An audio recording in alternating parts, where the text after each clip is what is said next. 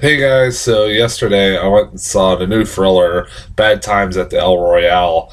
Originally, I was going to go see this and First Man. That was my original plan. I think I even said that in one of my last reviews, but things change. I had a choice. I had stuff going on with family, and I had to choose between one or the other, pretty much. And I was like, well, I can go see First Man eventually here. I really want to see Bad Times at Del Royale. This was the one and one I really wanted to see right off the bat. And it was part of my horror movie reviews for the month of October. Yes, I know it's not technically a horror movie; it's a thriller, but it still fucking counts. Fuck you. Um, um, yeah, I was like, okay. I guess I said I'll go see that first, and then like sometime next week I'll go see. I'll still go see First Man. I got like a lot coming up this week of Halloween, The Hate You Give, and the Sister Brothers is coming over to my theater. I'm surprised we're getting that. So, but yeah, I'll be seeing that too. But anyways, yeah, I was really looking forward to this movie. Honestly, I have been for a while since I've seen the trailer. First started getting trailers for this. I thought it looked like a lot of fun. It's from and director. I really have enjoyed a lot of the stuff he's done over the years. Not just as far as directing goes, but writing goes. It's Drew Goddard who he's written a lot more than he's directed. He's most famously wrote films such as Cloverfield and The Martian, but also wrote and directed Cabin in the Woods, which is one of my favorite horror movies of the last fucking decade. God damn, I love that movie. And this is like, I think his second film he's directed, only his second film he's ever directed. So I was like really anticipating this because it's like, this is his follow up after Cabin in the Woods. It says this is any good compared to that fucking movie, man. Jesus, he's gonna hit one right out of the fucking park. It had a great fucking cast. It had everything about it. Like looked really fucking good from the trailers. And it's been getting decent, pretty good reviews. Probably not as good as I would have thought they would have got with this kind of movie, but it was like getting good reviews, and I really was looking forward to it. And yeah, I really enjoyed fucking Bad Times at Del Royale. It was really fucking good. Like I said, maybe it seems like I'm kind of on the upswing now that I've seen shit like Tales from the Hood 2 with my horror movie reviews. Now I'm going to start seeing nothing but good movies because I'm also watching currently trying to finish watching the movie Revenge, and I got nothing but positive things to say about that too. So I'm like, man, I'm in a positive upswing right now. Hopefully, it fucking continues throughout the rest of October. But anyways, I really like Bad Times at El Royale. This is a movie I've seen a lot of people compare this, and rightfully so, to Tarantino, and that like this movie is very Tarantino-esque.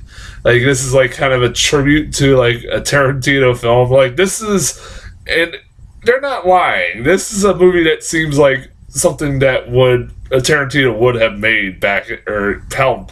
I mean, this is almost close to like Hateful Eight and stuff like that, and like that. It's just like a movie that's in one setting of a bunch of characters who are a little bit shady, and they got some shady backstories, and they are obviously not who they say they are, and everything else like that. It's like, I like in the same boat. It's also very dialogue heavy. It's a movie that's also like broken up into chapters where like you see there's a bunch of sections of the movie are broken up to kind of showcase like what certain characters are doing at the time at certain times of the movie, while also like giving them kind of a backstory. It reminded me a lot of Tarantino. It's like one of those like I could see Tarantino making something like this, and it would have been probably pretty fucking good. No, regardless, Drew Goddard does a good job. There's been a lot of copycats of Tarantino since since he first started. I mean, everybody, say what you will about him as a filmmaker. I know some people don't like him as a filmmaker. I do, obviously. There have been a lot of people that have tried to duplicate the same formula that Tarantino has done over the years, and a lot of them have fucking failed. Great example, Boondock Saints. Fucking hate that movie. I know I'm in the minority, but I fucking hate that movie. But I can't stand that fucking movie, especially when you learn more about the guy who fucking made it. He's a fucking jackass. I mean, I know he had a rough going trying to make the fucking thing, but he also was an asshole.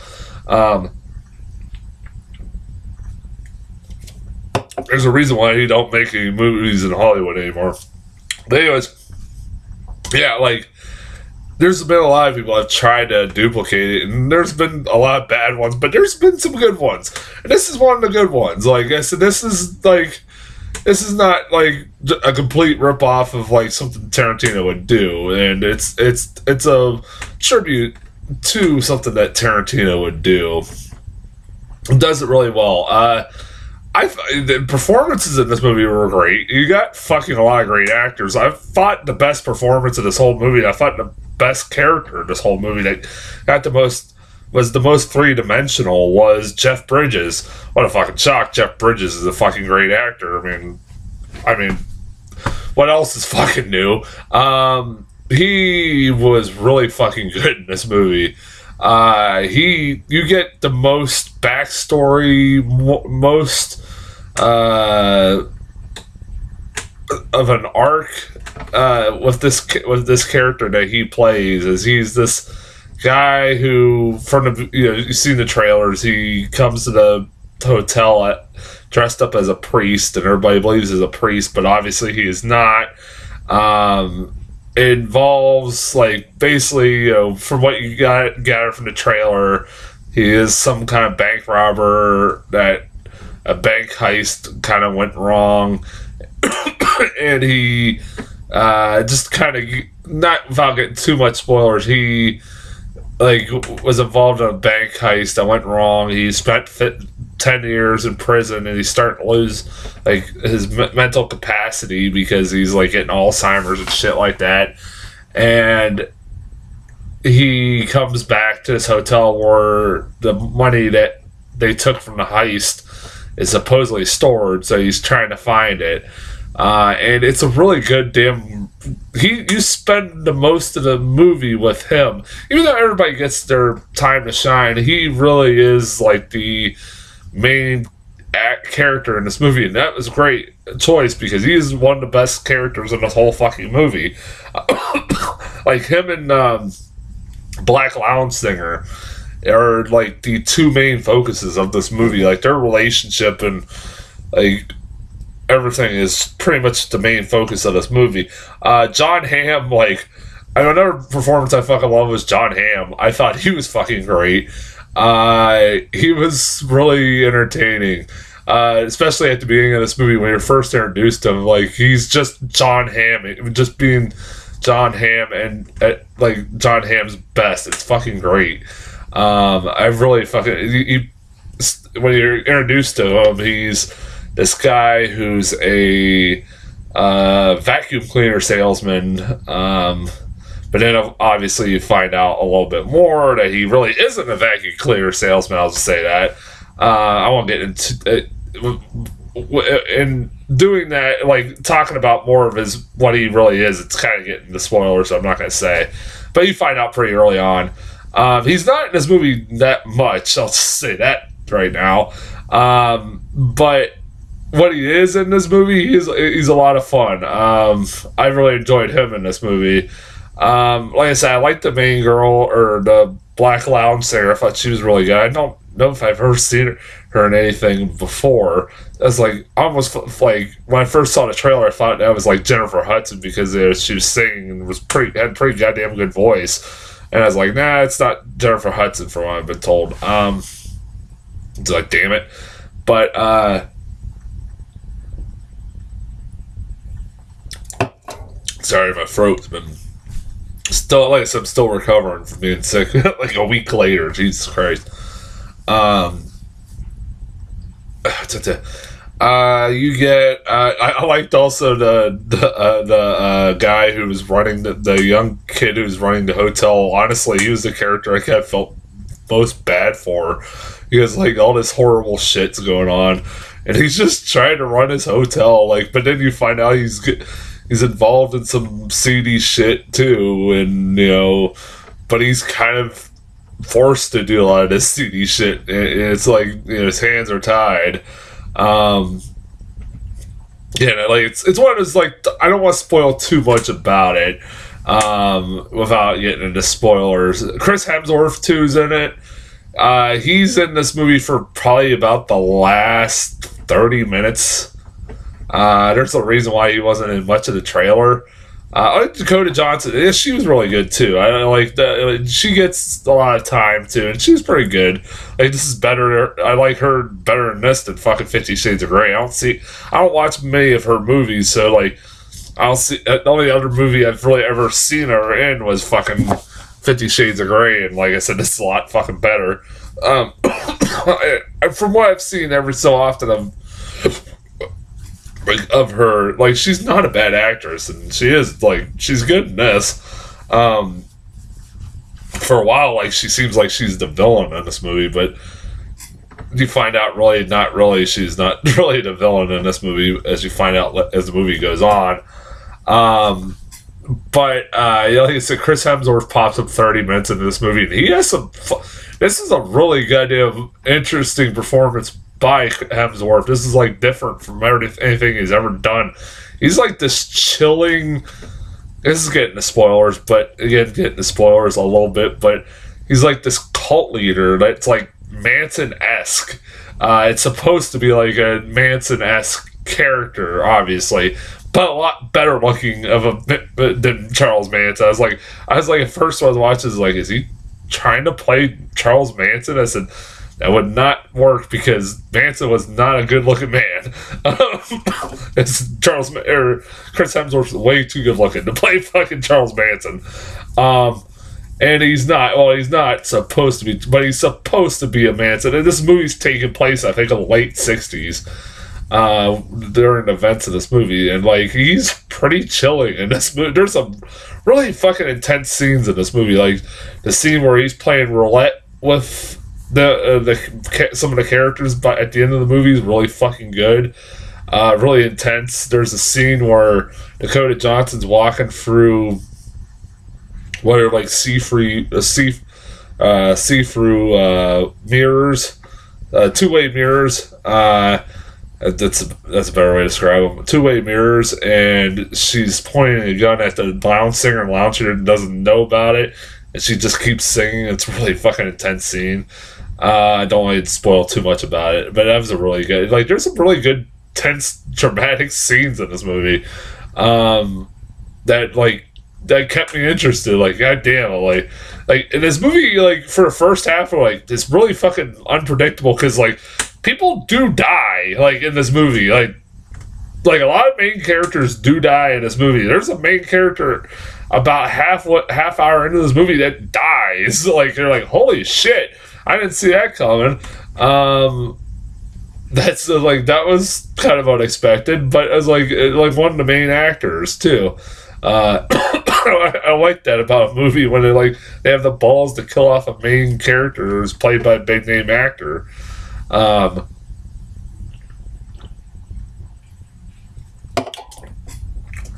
If there's anything I have a problem with this movie, it seems like this is kind of like the same thing I have with something like problem I had with like Hateful Eight, is that this movie does drag. It does drag.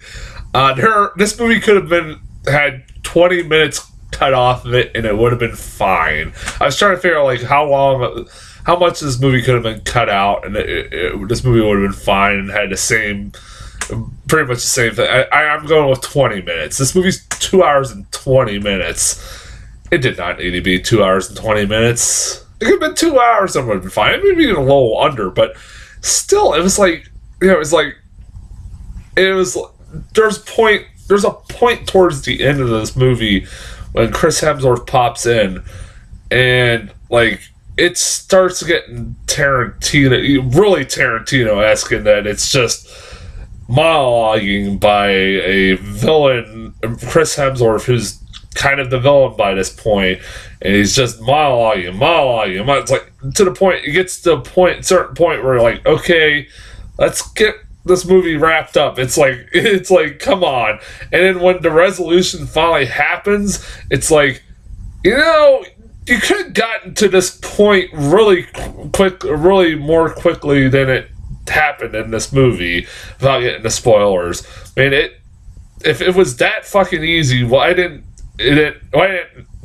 fucking it happen any sooner? Was what was kind of bothering me a little bit. I can't say without getting the spoilers, but and then like they also throw in, like, for the fuck of it, like more of a backstory behind the guy who runs the hotel, like, and it's something that's, I don't want to get the spoilers, but like more of a backstory, like more what has happened in his life, and it kind of is just a plot convenience so that he can do some cool badass shit towards the end of the movie. And it's like, that was weird and random. Like, at no point did that like character ever feel like that this backstory was something that you would expect from this character, but whatever. Like that was very fucking random. But it was like, yeah, it just felt like very tacked on, just so there's a plot convenience, without getting the spoilers. But like I said, this movie could have fucking, and I even said that about Hateful Eight. I was like, that movie, there was a certain point, that movie was like 3 hours. Like, luckily this movie isn't 3 hours long, but like, even for a guy who loves Tarantino like I do, even I was like, come on, movie, you're almost there, come on, just in, please. But like, I just want to go home. After that, I say that, but I really did enjoy this movie, though. I said I really fucking enjoyed this movie. I had a blast. I wasn't bored, really. It was just like, part of me was like, thinking in my back of my mind, like, come on, movie, you can do it. You can end anytime, and it'll be fine. But, it like had to keep going, but I was like, fine. Yeah, like I still recommend Bad Times at El Royale. It's not getting, making much money, which is kind of sad, but, whatever. Fucking people gotta go see Venom, which I still like Venom, but, like, shit like this is a little bit better, but, even First Man didn't do very well. At least The Star Is Born is getting seen. Like, it's, when I was at the theater, it was getting a big audience, so a lot of more elderly people than anybody. Like I said, go fucking see A Star Is Born if you haven't seen that yet. Or something like this, or, yeah. There's a lot of good stuff out there right now. And apparently, like, First Man, the Hate You Give, and Halloween and shit's coming up, so, I mean, more good shit's coming out, so cool. I didn't get any new trailers, so I don't have any other new trailers to talk about, so that's as far as it goes with Bad Times at El Royale. I'll have a review here in the next couple of days, probably tomorrow or so, for the movie Revenge, which I'm currently watching right now, trying to finish watching. I've got about an hour left of it, but until then, I'll talk to you guys later.